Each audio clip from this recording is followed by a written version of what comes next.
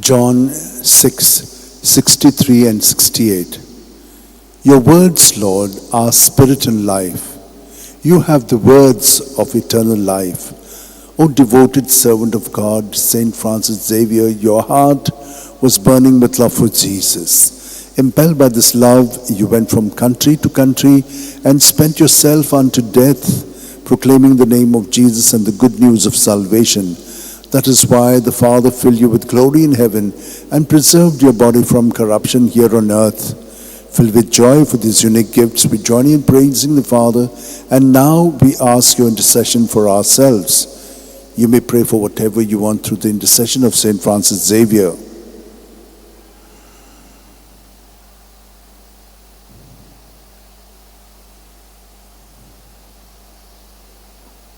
We ask you to obtain for us the fulfillment of these desires if they are pleasing to the Father.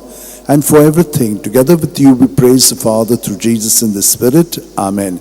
And may Almighty God bless us, Father, Son, and Holy Spirit. Amen.